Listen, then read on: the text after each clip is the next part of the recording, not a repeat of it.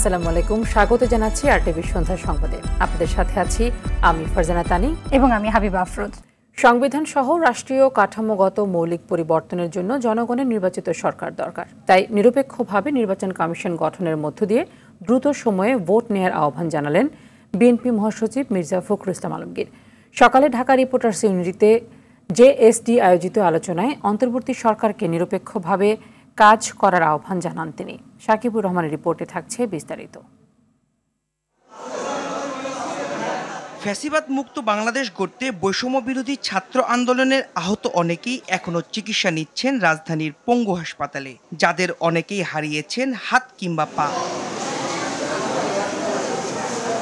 আহতদের দেখতে আবারও হাসপাতালে যান বিএনপি মহাসচিব মির্জা ফখরুল ইসলাম আলমগীর। খোঁজ নেন চিকিৎসা সেবার, আহত নিহতদের পুনর্বাসনের দাবি জানান। প্রত্যেকটি পরিবারকে পুনর্বাসন করার জন্য এর আগে ঢাকা রিপোর্টার্স ইউনিটিতে আলোচনার আয়োজন করে জেএসডি। সংস্কার ছাড়া নির্বাচন করলে ছাত্র জনতা যে রক্ত দিয়েছে তার সঙ্গে বেইমানি করা হবে বলে মন্তব্য করেন আসম আব্দুর রব। যারা রক্ত দিয়েছে, যে শিশুরা যাদের লাশ পড়িয়ে দিয়েছে, যাদের বৃদ্ধ লাশের উপর গুলি চালিয়েছে, তারা কি রক্ত দিয়েছে নির্বাচনের জন্য? আমি শুধু আপনাদের কাছে প্রশ্ন চাই, নির্বাচন আমরা অবশ্যই করব, নির্বাচন অবশ্যই লাগবে, তবে সংস্কার ছাড়া নির্বাচন করে যে এই জাতির কোনো লাভ এই রক্তের সাথে বিশ্বাসঘাতকতা করা। আর বিএনপি মহাসচিব অভিযোগ করেন একটি মহল ছাত্র জনতার আন্দোলনকে নস্যাৎ করতে অন্তর্বর্তীকালীন সরকারকে অনির্দিষ্টকালের জন্য ক্ষমতায় রাখতে বিভ্রান্ত ছড়াচ্ছে।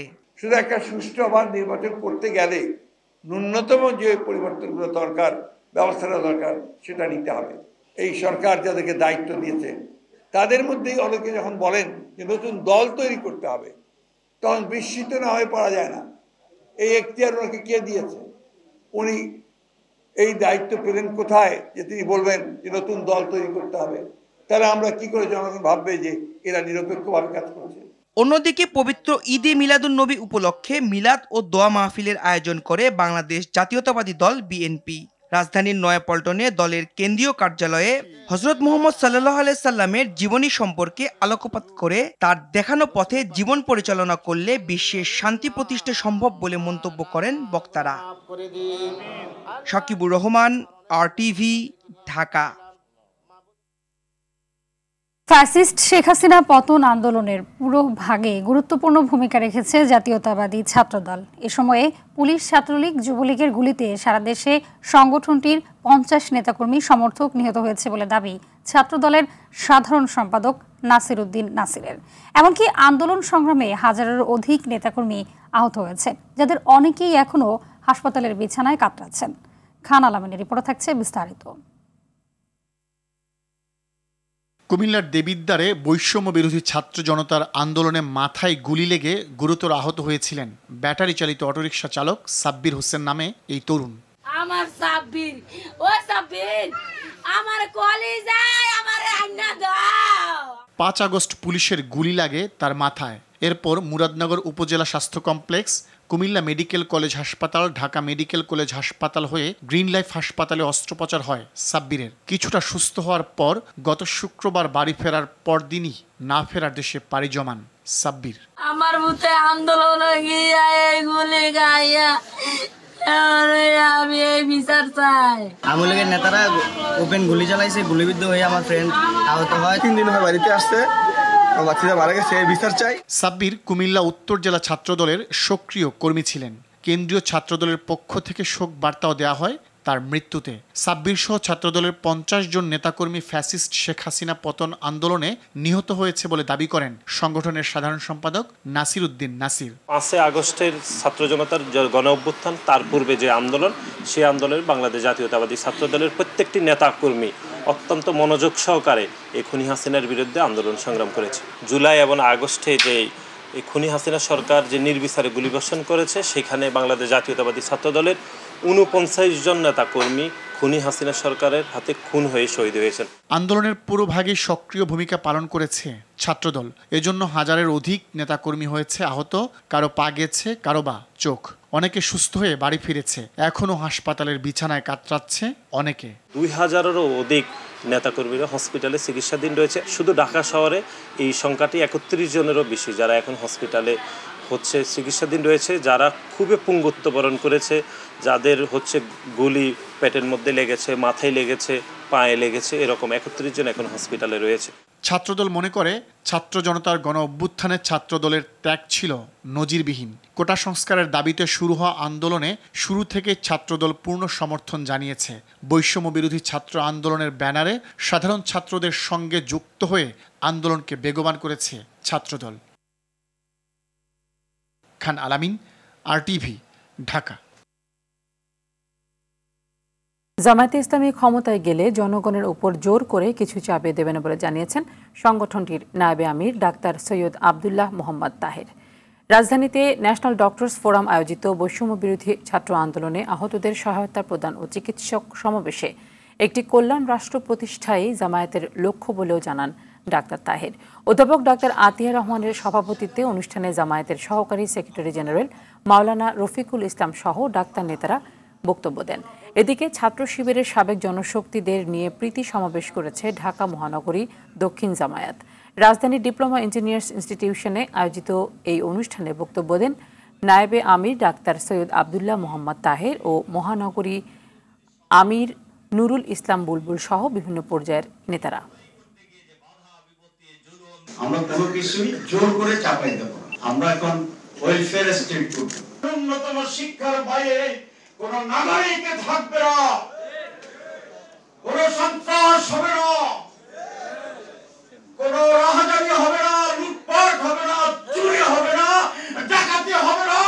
ব্যক্তিত্ব এবং অধিকারের এক মহাশয়লাভ শান্তির ফুলকু দ্বারা প্রবাহিত হবে। ছাত্র জনতার গণ অভ্যুত্থানে আহতদের যথাযথ চিকিৎসা ও পুনর্বাসনের দাবিতে সংবাদ সম্মেলন করেছে লড়াকু ২৪-এর সহযোদ্ধারা। দুপুরে জাতীয় প্রেস ক্লাবে আয়োজিত সংবাদ সম্মেলনে অতি দ্রুত আহতদের সঠিক তালিকা প্রকাশ সহ তাদের আর্থসামাজিক ও মানসিক অবস্থা বিবেচনা করে সুচিকিৎসা নিশ্চিত করা সহ ১৫ দফা দাবি তুলে ধরা হয়। সকল চিকিৎসার ব্যয়ভার সরকার বহন করবে। এই ঘোষণার পরও কিছু কিছু হাসপাতালে তা মানা হয়নি বলে আমরা অভিযোগ পেয়েছি। সরকারি হাসপাতালে মেশিন নষ্ট, টেকনিশিয়ান নাই ইত্যাদি কারণে কিংবা বিনামূল্যে সরবরাহ করার কথা যে ওষুধ সেটাও সরকারের স্টকে থাকে না। এসব কারণে ওষুধ, চিকিৎসার সরঞ্জাম অনেক রোগীর পরিবারকে বাইরে থেকে কিনতে হয়েছে। সিটি স্ক্যান, MRI এর মতো ব্যয়বহুল টেস্ট বেসরকারিভাবে নিজ খরচে করতে হয়েছে। কারাগারে পাঠানো হলো সাবেক সংস্কৃতি মন্ত্রী আসাদুজ্জামান নূর ও সাবেক বিমান প্রতিমন্ত্রী মাহবুব আলীকে। মিরপুরের সিয়াম সর্দার হত্যা মামলায় তাদের দুজনকে কারাগারে পাঠানোর আদেশ দেন আদালত। একই আদালত যাত্রাবাড়িতে ইমাম হাসান হত্যা মামলায় পুলিশের SI শাহাদাত আলীর 6 দিনের রিমান্ড দিয়েছেন। এদিকে সাংবাদিক মোজাম্মেল বাবু ও শ্যামল দত্তকে ডিবিতে হস্তান্তর করেছে ময়মনসিংহ পুলিশ। বিস্তারিত ইকবাল অনেকের রিপোর্টে। ছাত্র জনতার আন্দোলনে মিরপুরে সিয়াম সর্দার হত্যা মামলায় গ্রেপ্তার হন সাবেক সংস্কৃতি মন্ত্রী আসাদুজ্জামান নূর ও সাবেক বিমান প্রতিমন্ত্রী মাহবুব আলী। গত রাতে রাজধানী থেকে তাদের গ্রেপ্তারের পর সোমবার বিকেলে ঢাকার চিফ মেট্রোপলিটন ম্যাজিস্ট্রেট মোশাররফ হোসেনের আদালতে হাজির করা হয় দুজনকে। কারাগারে পাঠানোর আবেদন করেন তদন্ত কর্মকর্তা, আর জামিন চান আসামি পক্ষের আইনজীবী। শুনানি শেষে কারাগারে পাঠানোর আদেশ দেন বিচারক। বাদীপক্ষের আইনজীবীর দাবি, বাংলাদেশের সংস্কৃতিকে ধ্বংসের পেছনে ভূমিকা ছিল আসাদুজ্জামান নূরের, আর মাহবুব আলী দুর্নীতিতে জড়িত ছিলেন। এমনকি ছাত্র জনতার আন্দোলনে হত্যাকাণ্ডে আওয়ামী লীগ সরকারকে সহযোগিতা করেছে। এই আসামিরা স্বৈরাচারের দোষর, হত্যা এবং গণহত্যা এবং মানবতা বিরোধী কার্যক্রমের সঙ্গে তারা জড়িত। তারা যদি জামিনে মুক্তি পায় তাহলে দেশে আবার বিশৃঙ্খলা সৃষ্টি করবে, স্বৈরাচারকে সহযোগিতা করবে, স্বৈরাচার দোষর যারা আছে তাদের সঙ্গে মিলে দেশে একটি অস্থিতিশীল পরিস্থিতি সৃষ্টি করবে। এজন্য তাদের জামিন নামঞ্জুর করে তাদেরকে জেল হাজতে প্রেরণ করা হোক। বিজ্ঞ আদালত উভয় পক্ষের শুনানি অন্তে এই আসামিদেরকে জেল হাজতে প্রেরণ করেন। তবে আসামি পক্ষের আইনজীবীদের দাবি, জুলাই হত্যাকাণ্ডের সঙ্গে তারা জড়িত নন। আদালতে তার জন্য জামিনের প্রার্থনা করেছি। আমরা বিজ্ঞ আদালতে সাবমিশন করেছি যে তিনি অপরাধের সাথে কোনোভাবে সংযুক্ত না এবং কোনো প্রাইমা ফেসি কেস এখানে এস্টাবলিশড হয় নাই, কোনো এক্সিকিউটর এখানে শনাক্ত করা হয় নাই, তাদের স্টেটমেন্টে এগুলো উঠে আসে নাই। আমরাও চাই যে এই মামলাগুলোর সঠিক বিচার হোক এবং অপরাধীর শাস্তি পাক, কিন্তু এইভাবে যদি মব জাস্টিস হয় তাহলে আইন ও ন্যায় বিচার বিঘ্ন ঘটবে। একই আদালত যাত্রাবাড়িতে ইমাম হাসান হত্যা মামলায় পুলিশের এসআই শাহাদাত আলীর 6 দিনের রিমান্ড দিয়েছে। এদিকে সাংবাদিক মোজাম্মেল বাবু ও শ্যামল দত্তকে ঢাকার ডিবি পুলিশের কাছে হস্তান্তর করেছে ময়মনসিংহ জেলা পুলিশ। এর আগে ধোবাউড়া সীমান্ত হয়ে ভারতে পালানোর সময় বাবু শ্যামল সহ 4 জনকে আটক করেছে স্থানীয় জনতা। ইকবাল অনিক, RTV, ঢাকা। স্বৈরাচার আওয়ামী লীগ সরকারের আমলে চাকরিচ্যুত ও পদবঞ্চিত অবস্থায় অবসরে যাওয়া কর্মচারীদের মূল্যায়নে কমিটি গঠিত হয়েছে। সকালে সচিবালয়ে জনপ্রশাসন মন্ত্রণালয়ের সিনিয়র সচিব ডক্টর মোহাম্মদ মোখলেসুর রহমান জানান, কমিটির সুপারিশ আমলে নিয়ে ক্ষতিপূরণ অথবা চাকরিতে ফিরিয়ে নিয়ে আসার বিষয়টি বিবেচনায় থাকবে। আগামী 3 মাসের মধ্যে প্রতিবেদন জমা দিতে হবে। অবসরে যাওয়া কর্মকর্তাদের মধ্যে বিভিন্ন বঞ্চনার কথা উল্লেখ করে এর মধ্যে 2500 আবেদন জমা পড়েছে। বিস্তারিত সুমন তানভীরের প্রতিবেদনে। 2009 সালে শেখ হাসিনা সরকার ক্ষমতায় আসার পর থেকেই ব্যাপকভাবে দলীয়করণ শুরু হয়। প্রশাসন থেকে শুরু করে সচিবালয়ের বিভিন্ন পদে যোগ্যতা থাকা সত্ত্বেও আওয়ামী লীগের দলীয় সমর্থন না পেলে মিলত না পদোন্নতি, ক্ষেত্র বিশেষে চাকরি পর্যন্ত হারাতে হয়েছে অনেককে। এমন অবস্থায় 5 আগস্ট সরকার পতনের পরই সচিবালয় থেকে শুরু করে সরকারি সব দপ্তরেই শুরু হয় বিশৃঙ্খলা। আওয়ামী লীগ সরকারের সুবিধাভোগী অনেক কর্মকর্তাকে লাঞ্ছিত করার পাশাপাশি নিজেদের পদোন্নতির ব্যাপারে দাবি তোলেন তারা। অবস্থার প্রেক্ষিতে দ্রুততার সঙ্গে অনেককে দেওয়া হয় পদোন্নতিও। চাকরিচ্যুত ও পদোন্নতি না পেয়ে অবসরে যাওয়া সরকারি কর্মচারীরাও সরব হন। এমন প্রেক্ষিতে এসব কর্মচারীকে মূল্যায়নে আলাদা কমিটি গঠন করল জনপ্রশাসন মন্ত্রণালয়। এই পিরিয়ডের মধ্যে যারা বঞ্চিত হয়েছেন নানানভাবে ইত্যাদি, তাদের বিষয়গুলি কেস টু কেস বিবেচনা করে সরকারকে সুপারিশ করবে কাকে কোন জায়গায় নেওয়া যায়। এরা নানানভাবে বঞ্চিত হয়েছেন। প্রথমে হলো সামাজিকভাবে হয়েছেন, পারিবারিকভাবে হয়েছেন, আর্থিকভাবে হয়েছেন, অনেকে অসুস্থ হয়ে গেছেন। নানানভাবে আমরা এটাকে এই সরকারের সদস্য সরকার, আমরা যেটাকে বলি ইন্টারিম সরকার বলি, ওনারা বিবেচনার জন্য এই দিয়েছেন এবং very soon it will be done. 2009 সাল থেকে 2024-এর 4 আগস্ট পর্যন্ত অবসরপ্রাপ্ত বঞ্চিত সরকারি কর্মচারীদের বিষয়ে প্রথম ধাপে সুপারিশ করবে জনপ্রশাসন মন্ত্রণালয়ের অধীনে গঠিত এই কমিটি। শর্ত কি ওখান থেকে নিয়ে আপনাদের মতো। সুমন তানভীর, RTV, ঢাকা। চলমান অংশীদারত্বে জোর দিতে অন্তর্বর্তী সরকারের সঙ্গে যুক্তরাষ্ট্রের প্রতিনিধি দল বৈঠক করেছেন। সোমবার ঢাকার মার্কিন দূতাবাস এক মিডিয়া নোটে এই তথ্য জানিয়েছে। এতে বলা হয়, ওয়াশিংটন ডিসি থেকে ঢাকায় আসা যুক্তরাষ্ট্রের আন্তঃসংস্থা প্রতিনিধি দলকে স্বাগত জানিয়েছে যুক্তরাষ্ট্র দূতাবাস। বৈঠকে প্রতিনিধি দল বাংলাদেশের জনগণের জন্য অন্তর্ভুক্তিমূলক অর্থনৈতিক সুযোগ, আর্থিক স্থিতিশীলতা নিশ্চিত করা এবং গণতান্ত্রিক শাসনকে শক্তিশালী করার উপায় নিয়ে আলোচনা করেছেন। প্রতিনিধিরা বাংলাদেশের অন্তর্বর্তী সরকারের প্রধান উপদেষ্টা ডক্টর মোহাম্মদ ইউনুস, পররাষ্ট্র উপদেষ্টা তৌহিদ হোসেন এবং অর্থ ও বাণিজ্য উপদেষ্টা ডক্টর সালেহ উদ্দিন আহমেদ সহ মুখ্য উপদেষ্টাদের সঙ্গে বৈঠক করেছেন। বিদ্যুৎ খাতে বিশেষ ক্ষমতা আইনে সম্পাদিত চুক্তিগুলোর বিস্তারিত তথ্য চেয়েছে পর্যালোচনা কমিটি। 1 সপ্তাহের মধ্যে এই সংক্রান্ত তথ্য জমা দেওয়ার নির্দেশ দেওয়ার কথা জানিয়েছেন কমিটির আহ্বায়ক সাবেক বিচারপতি মইনুল ইসলাম চৌধুরী। বিকেলে ঢাকা ইলেকট্রিসিটি সাপ্লাই কোম্পানির কার্যালয়ে পর্যালোচনা কমিটির প্রথম বৈঠকে এই সিদ্ধান্ত হয়। চুক্তির বিস্তারিত তথ্য পর্যালোচনা করে কমিটি সিদ্ধান্ত নেবে। 28 সেপ্টেম্বর কমিটি পরবর্তী বৈঠক অনুষ্ঠিত হবে বলেও জানান মইনুল ইসলাম চৌধুরী। জ্বালানি খাতের চুক্তিগুলোর বিষয়ে পরবর্তীতে সিদ্ধান্ত নেয়ার কথা বলেন তিনি।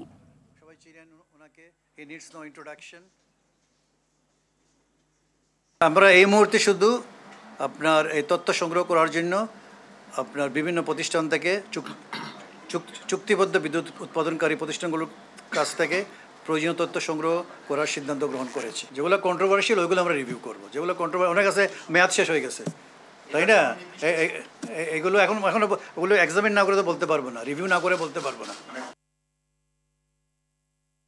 আন্তর্জাতিক প্রসঙ্গ। বাংলাদেশ থেকে অনুপ্রবেশ ঝাড়খণ্ডের জন্য বড় ধরনের হুমকি তৈরি করেছে বলে মন্তব্য করেছেন ভারতের প্রধানমন্ত্রী নরেন্দ্র মোদী। রোববার ঝাড়খণ্ডের জমশেদপুরে বিজেপির এক সমাবেশে এ কথা বলেন তিনি। মোদী বাংলাদেশিদের হুমকি হিসেবে উল্লেখ করলেও মূলত অভ্যন্তরীণ নানা কারণে হুমকির সম্মুখীন দেশটি। আরো জানাচ্ছেন ফারুক হোসেন। आबादी तेजी से कम हो रही है। আন্তর্জাতিক পরিমণ্ডলে যেমন প্রভাব হারাচ্ছে ভারত, তেমনি দেশের ভেতরেও নানা সমস্যায় জর্জরিত দেশটি। চীন পাকিস্তানকে হুমকি হিসাবে দেখেই অভ্যস্ত দেশটি। তবে এবার বাংলাদেশিদের হুমকি হিসাবে মন্তব্য করল দেশটির প্রধানমন্ত্রী নরেন্দ্র মোদী। बांग्लादेशी और रोहिंग्या घुसपैठ बहुत बड़ा खतरा है। মোদির অভিযোগ, রাজ্যের সাঁওতাল পরগনা ও কোলহান অঞ্চলের জনসংখ্যা দ্রুত পরিবর্তিত হচ্ছে। আদিবাসীদের সংখ্যা কমছে, বাংলাদেশি অনুপ্রবেশকারীরা জমি দখল করছে, রাজ্যের নারীদের উপর নির্যাতন চালাচ্ছে এবং পঞ্চায়েতকে কব্জা করছে। আঙ্গুল উঠিয়েছেন রোহিঙ্গাদের বিরুদ্ধেও। ये लोग आदिवासियों के जंगल जमीन पर कब्जा करने वालों के साथ है। তবে দেশটির বিভিন্ন অঞ্চলে উদ্ভূত অস্থিতিশীল পরিস্থিতি সামাল দিতেই হিমশিম খাচ্ছে ভারত। সপ্তাহখানেক আগে দেশটির 7 সিস্টার্সের মণিপুর রাজ্যে অস্থিতিশীলতা দেখা দেয়। হিন্দু ধর্মাবলম্বী মেইতেই এবং খ্রিস্টান ধর্মাবলম্বী কুকিদের মধ্যে সংঘর্ষ শুরু হয়। সেখানে আইন শৃঙ্খলা পরিস্থিতি অবনতির আশঙ্কা এখনও কাটেনি। বলবৎ রয়েছে কারফিউ, বন্ধ মোবাইল ইন্টারনেট। পশ্চিমবঙ্গে চিকিৎসককে ধর্ষণ ও হত্যার ঘটনায় প্রায় মাসব্যাপী চলছে জুনিয়র চিকিৎসকদের আন্দোলন। ফলে ব্যাহত হচ্ছে চিকিৎসা সেবা, দুর্ভোগ পোহাচ্ছেন সাধারণ মানুষ।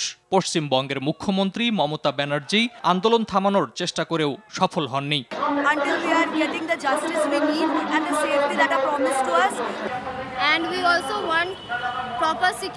এছাড়া জম্মু ও কাশ্মীরে সশস্ত্র গোষ্ঠীর সঙ্গে প্রায়ই ভারতীয় সেনাদের সংঘর্ষ ঘটছে সেনাদের মৃত্যুর ঘটনাও। ফারুক হোসেন, RTV। স্থল নিম্নচাপের প্রভাবে দেশজুড়ে হালকা থেকে মাঝারি বৃষ্টি হচ্ছে। এতে ভোগান্তি বেড়েছে জেলায় জেলায়। নোয়াখালী, ফেনীতে বন্যার রেশ না কাটতেই কয়েকদিনের বৃষ্টিতে নতুন করে প্লাবিত হয়েছে নিম্নাঞ্চল। পানিবন্দী হয়ে পড়েছে কয়েক লাখ মানুষ। আবহাওয়া অধিদপ্তর জানায়, স্থল নিম্নচাপটি উত্তর পশ্চিমে অগ্রসর হওয়ায় খুলনা ও রাজশাহী বিভাগে ভারী বৃষ্টির আশঙ্কা রয়েছে। ইমুল কায়েসের রিপোর্টে বিস্তারিত। স্থল গভীর নিম্নচাপটি বৃষ্টি ঝরিয়ে ধীরে ধীরে দুর্বল হচ্ছে। কয়েকদিনের টানা বৃষ্টিতে তলিয়ে গেছে বিভিন্ন জেলার রাস্তাঘাট, অলিগলি ও নিচু এলাকা। 2 দিনের বৃষ্টিতে বরিশাল নগরীর বিভিন্ন এলাকায় পানি জমেছে। চরম ভোগান্তিতে পড়েছে নগরবাসী। বাগেরহাটে টানা বৃষ্টিতে তলিয়ে গেছে নিম্নাঞ্চলের মাছের ঘের। বন্যারেশ কাটতে না কাটতে টানা বৃষ্টিতে নোয়াখালীর বন্যা পরিস্থিতি আবার অবনতি হয়েছে। নতুন করে দুর্ভোগে পড়েছে আশ্রয়কেন্দ্র ছেড়ে আসা বাড়ি ফেরা মানুষ। জেলা প্রশাসনের তথ্য মতে জেলায় পানিবন্দী রয়েছে 11.5 লাখ মানুষ। শুকনা খের আমরা অনেক লাঞ্ছিত বন্যার কারণে, আমরা অসহায় মতন বাস করতেছি। রাস্তাঘাটে পানি আছে হাঁটুর উপরে, অনেক বাড়িঘরে অনেক সমস্যা দিয়ে দেখা গেছে। নিম্নচাপের প্রভাবে বৃষ্টি হচ্ছে দেশের উত্তরের জেলা নওগাঁয়। এতে বিপাকে পড়েছে নিম্ন আয়ের মানুষ। দমকা হাওয়ার সঙ্গে বৃষ্টি হয়েছে চুয়াডাঙ্গায়। এতে ক্ষতিগ্রস্ত হয়েছে ফসলি জমি। আজ 2 দিন থেকে পানি নেই আছে, গরু বাছুর কিছু বের করা যাচ্ছে না, সব ডুবে গেছে আশপাশ। মেহেরপুরে অব্যাহত রয়েছে বৃষ্টি। এতে অচল হয়ে পড়েছে জনজীবন। বৃষ্টির কারণে আমরা ভ্যান চালাতে পারছি না, রাস্তায় কোনো লোকজনও হাঁটছে না। মাছের যে অবস্থা তাতে বেচা কেনাও নাই, পুকুর পুষ্করি সব ভাটি গেছে, আমাদের অবস্থাও যায় যাবে। নিম্নচাপ ও মৌসুমী বায়ুর প্রভাবে বৃষ্টি হচ্ছে ঝালকাঠিতে। জেলায় 24 ঘন্টায় 140 মিলিমিটার বৃষ্টিপাত রেকর্ড করা হয়েছে। রোডে ঘাটে প্যাসেঞ্জার নাই, এবার আইহরিয়া খাইয়া বাড়িতেই হুদা মানুষ। স্থল গভীর নিম্নচাপের প্রভাবে খুলনা ও রাজশাহী বিভাগে ভারী বৃষ্টিপাতের পূর্বাভাস দিয়েছে আবহাওয়া অধিদপ্তর। স্থল গভীর নিম্নচাপটি ভারতের পশ্চিমবঙ্গ ও তৎসংলগ্ন ঝাড়খণ্ড বরাবর অবস্থান করছে, কিন্তু এর প্রভাবে বাংলাদেশের উপকূলীয় অঞ্চল, উত্তর বঙ্গোপসাগর সাগরে বায়ুচাপের আধিক্য বিরাজ করছে। মৌসুমী বায়ু সক্রিয় থাকায় দেশের সব নদীবন্দরকে 3 নম্বর সতর্ক সংকেত দেখিয়ে যেতে বলা হয়েছে। সকল সমুদ্র বন্দর সমূহকে আজও 3 নম্বর স্থানীয় সতর্কতা সংকেত দেখিয়ে যেতে বলা হয়েছে। ইমরুল কায়েস, RTV। হযরত মুহাম্মদ সাল্লাল্লাহু আলাইহি ওয়াসাল্লামের আদর্শ বাস্তবায়নের মাধ্যমে বৈষম্যহীন সমাজ বাস্তবায়ন করা সম্ভব বলে মন্তব্য করেছেন ইসলামী চিন্তাবিদরা। ঈদে মিলাদুন্নবীর বিভিন্ন অনুষ্ঠানের আলোচনায় তারা এমন মন্তব্য করেন। ঈদে মিলাদুন্নবী উপলক্ষে সকাল থেকেই বিভিন্ন ধর্মীয় সংগঠন আনন্দ র্যালি, আলোচনা সভা ও দোয়া মাহফিলের আয়োজন করে। এ সময় 15 দিন ব্যাপী মিলাদুন্নবীর কর্মসূচি আয়োজন করায় অন্তর্বর্তী সরকারকে ধন্যবাদও জানান তারা। আরও জানাচ্ছেন রুহুল আমিন তুহিন। পবিত্র ঈদে মিলাদুন্নবী মহানবী হজরত মুহাম্মদ সাল্লাল্লাহু আলাইহি ওয়াসাল্লামের জন্ম ও মৃত্যুর পুণ্যময় দিন। 570 খ্রিস্টাব্দের 12ই রবিউল আউয়াল তিনি আরবের মক্কা নগরীতে জন্মগ্রহণ করেন। 63 বছর বয়সে একই দিনে তিনি ইন্তেকাল করেন। দিনটি মুসলিম উম্মার কাছে পবিত্র ঈদে মিলাদুন্নবী সাল্লাল্লাহু আলাইহি ওয়াসাল্লাম নামে পরিচিত। দিবসটি উপলক্ষে রাষ্ট্রপতি মোহাম্মদ শাহাবুদ্দিন এবং প্রধান উপদেষ্টা ডক্টর মোহাম্মদ ইউনুস পৃথক বাণী দিয়েছেন। বাণীতে মহানবী সাল্লাল্লাহু আলাইহি ওয়াসাল্লামের জীবন আদর্শ অনুসরণ করে ভ্রাতৃত্ববোধ ও মানব কল্যাণে ব্রতী হওয়ার জন্য সকলের প্রতি আহ্বান জানান তারা। ধর্মীয় ভাবগাম্ভীর্যের সঙ্গে যথাযথ মর্যাদায় পবিত্র ঈদে মিলাদুন্নবী পালনের জন্য বিভিন্ন রাজনৈতিক দল ও সংগঠন নানা কর্মসূচি পালন করছে। সারা পৃথিবীতে মানুষ যদি আজকে শান্তি পেতে চায়, প্রিয় নবী সাল্লাল্লাহু তাআলা সাল্লামের শিক্ষার চেয়ে বড় কোনো শিক্ষা পৃথিবীতে নাই। এই নবীর মিলাদের মাধ্যমে আল্লাহর সকল গুজারি এবং নবীর সিরাতকে ধারণ করে আমরা এই দেশে মানুষের মাঝে ভ্রাতৃত্ববোধ, সম্প্রীতি, সৌহার্দ্য এবং ভালোবাসা বিলিয়ে দিতে চাই।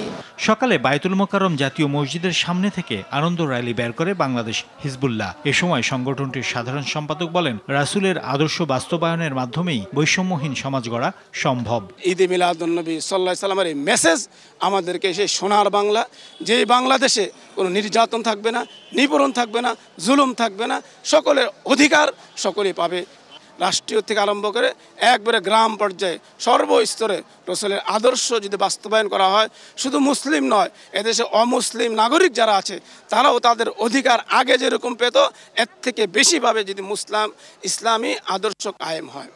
ঈদে মিলাদুন্নবী উপলক্ষে চট্টগ্রামে শুরু হয়েছে ঐতিহ্যবাহী 52তম জশ্নে জুলুস। মুরাদপুরের 16 শহর আলমগীর খানকাহ এ কাদেরিয়া, সৈয়দিয়া, তৈয়াবিয়া থেকে শুরু হয় জুলুস। হামদ, নাদ, দুরুদে মুখরিত ছিল পুরো জুলুস। দিনটিকে স্মরণ করে সরকারি বরিশাল কলেজ আলোচনা সভা, দোয়া অনুষ্ঠান, পুরস্কার বিতরণী অনুষ্ঠানের আয়োজন করেছে। রাজশাহীতে ঈদে মিলাদুন্নবী উপলক্ষে ধর্মীয় শোভাযাত্রা অনুষ্ঠিত হয়েছে। নগরীর প্রধান প্রধান সড়ক প্রদক্ষিণ করে হযরত শাহ মাকদুম এর দরগায় গিয়ে শোভাযাত্রা শেষ হয়। রুহুল আমিন তুহিন, RTV, ঢাকা। পবিত্র ঈদ মিলাদুন্নবী উপলক্ষে মিলাদ ও দোয়া মাহফিলের আয়োজন করল বাংলাদেশ জাতীয়তাবাদী দল বিএনপি। রাজধানীর নয়াপল্টনে বিএনপির কেন্দ্রীয় কার্যালয়ে এই কর্মসূচিতে প্রধান অতিথি হিসেবে উপস্থিত ছিলেন বিএনপির স্থায়ী কমিটির সদস্য নজরুল ইসলাম খান। এ সময় হযরত মুহাম্মদ সাল্লাল্লাহু আলাইহি সাল্লামের জীবনী সম্পর্কে আলোকপাত করে তার দেখানো পথে জীবন পরিচালনা করলে বিশ্বের শান্তি প্রতিষ্ঠা সম্ভব বলে মন্তব্য করেন বক্তারা।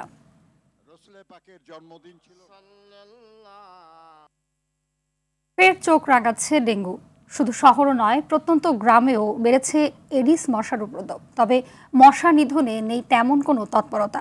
ডেঙ্গু জ্বরে আক্রান্তদের পর রোগ নির্ণয়ে দেরি হওয়ায় প্রাণ হারাচ্ছেন অনেকেই। গত কয়েকদিনের গুঁড়ি গুঁড়ি বৃষ্টিতে চট্টগ্রামে বাড়ছে ডেঙ্গু রোগী।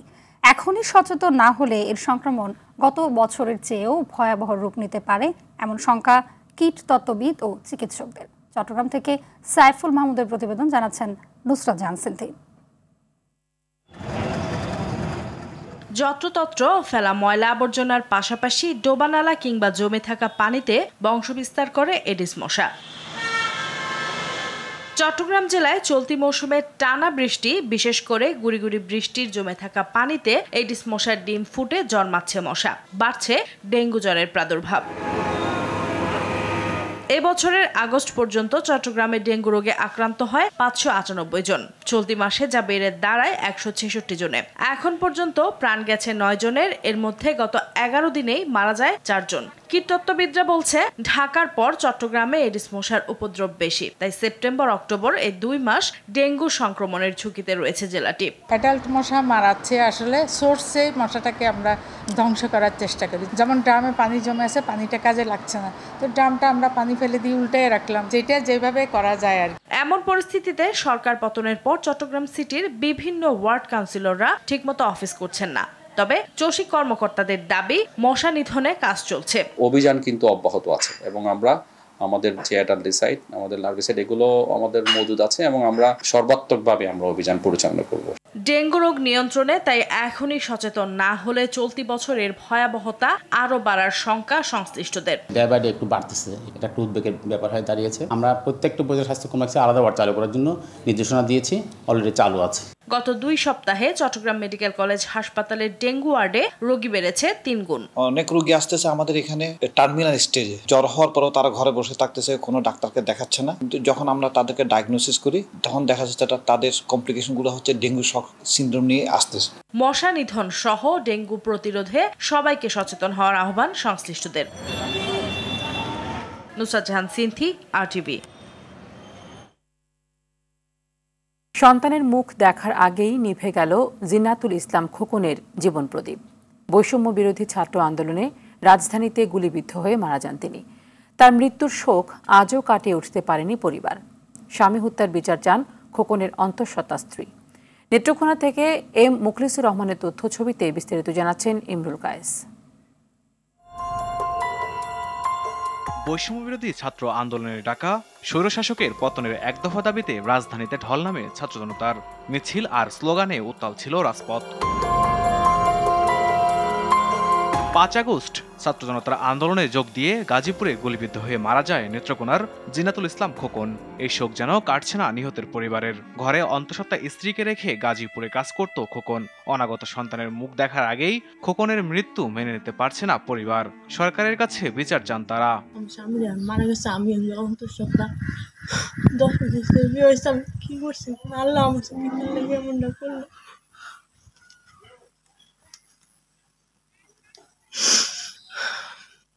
সরকারি সবাই মিলে যদি পারে তাহলে আমি অবশ্যই দাবি চাই। আমার সন্তানটা হওয়ার আগে এতিম হয়ে গেছে, এটার জন্য আমি অবশ্যই দাবি চাই, এই সুষ্ঠু একটা বিচার চাই। সান্ত্বনা দেওয়ার লাগে কেউ কইছে তো মারা গেছে, আর কেউ কইছে হাত রাবার গুলি গেছে, আমার ভাই গেছে, তার মৃত্যু। এবার তুষ্টি মাসে এই যে বাইরে আছে, যে পুলিশ তাকে নির্মমভাবে হত্যা করেছে সেই পুলিশের শাস্তি দাবি করছি নেত্রকোনার ছেলে হিসাবে। বৈষম্যবিরোধী ছাত্র আন্দোলনে রাজধানী ও আশেপাশের এলাকায় সংঘর্ষে গুলিবিদ্ধ হয়ে মারা যান নেত্রকোনার 12 জন, যার মধ্যে 3 জন ছাত্র, 1 জন প্রবাসী ও বাকি 8 জনই শ্রমজীবী। নিহতদের বিষয়গুলো আইনগতভাবে দেখা হচ্ছে বলে জানান এই কর্মকর্তা। এদের আছে 3 জন হচ্ছে ছাত্র, বাকিরা শ্রমজীবী মানুষ। এদের বিষয়ে আমাদের আপনারা জানেন যে সারা বাংলাদেশে আইনগত প্রক্রিয়া শুরু হয়েছে। আমাদের পক্ষ থেকে যেটা করণীয়, আমরা সর্বাত্মক বিষয়ে আইনগত বিষয় সহ অন্যান্য বিষয়গুলো আমরা দেখছি। সরকারের পাশাপাশি সমাজের বিত্তশালীরা নিহতদের পরিবারের পাশে দাঁড়াবে এমনটাই প্রত্যাশা স্থানীয়দের। Imrul Kayes, RTV। National Life Insurance আন্তর্জাতিক সংবাদ। ফিলিস্তিনের অবরুদ্ধ গাজা উপত্যকায় ইসরায়েলি বর্বরতায় নিহত হয়েছেন আরও 10 নিরীহ ফিলিস্তিনি। নিহতদের মধ্যে শিশুও রয়েছে। এদিন গাজা শহরে জেইতুন ও পার্শ্ববর্তী শেখ রাদওয়ান এলাকায় তাণ্ডব চালায় ইসরায়েলি বাহিনী। জাতিসংঘ বলছে ইসরায়েলের বর্বর হামলায় গাজায় প্রায় 85% ফিলিস্তিনি এখন বাস্তুচ্যুত। খাবার, বিশুদ্ধ পানি এবং ওষুধের তীব্র সংকটে গাজার বাসিন্দারা খাদ্য নিরাপত্তাহীন অবস্থার মধ্যে রয়েছেন। এছাড়া অবরুদ্ধ উপত্যকার 60% অবকাঠামো এখন ধ্বংসস্তূপ। এদিকে ইসরায়েলের ক্ষেপণাস্ত্র নিক্ষেপ করেছে ইয়েমেনের সশস্ত্র গোষ্ঠী হুথি। এর জবাব হিসেবে সশস্ত্র গোষ্ঠীটিকে চড়া মূল্য দিতে হবে বলে প্রতিশ্রুতি দিয়েছেন ইসরায়েলের প্রধানমন্ত্রী বেনিয়ামিন নেতানিয়াহু। জানাবো খেলার খবর। ভারতের বিপক্ষে সিরিজের প্রথম টেস্ট সামনে রেখে চেন্নাইয়ের MA চিদাম্বর স্টেডিয়ামে অনুশীলন করছে বাংলাদেশ ক্রিকেট দল। এদিন চিপুকের উইকেটের অনুশীলন করতে দেখা যায় নাহিদ রানা, মুশফিকুর রহিমদের। তবে দলের সাথে দেখা যায়নি দেশসেরা অলরাউন্ডার সাকিব আল হাসানকে। ইংল্যান্ড থেকে সরাসরি দলের সাথে যোগ দেওয়ার কথা রয়েছে তার। রোববার দুপুরে 2 ম্যাচের টেস্ট সিরিজ খেলতে দেশ ছাড়ে শান্তরা। বিকেলে চেন্নাইয়ে পৌঁছানোর পর হোটেলে বিশ্রাম নেন টাইগাররা। 19 সেপ্টেম্বর চেন্নাইয়ে সিরিজের প্রথম টেস্টে রোহিত শর্মাদের মুখোমুখি হবে বাংলাদেশি। সন্ধ্যা সংবাদে এ পর্যন্ত। সবশেষ সংবাদ জানতে যে কোনো মোবাইল ফোন থেকে 24141 নম্বরে ডায়াল করুন। রাতের সংবাদ 11:15 দেখার আমন্ত্রণ রইল। ধন্যবাদ সবাইকে। ধন্যবাদ।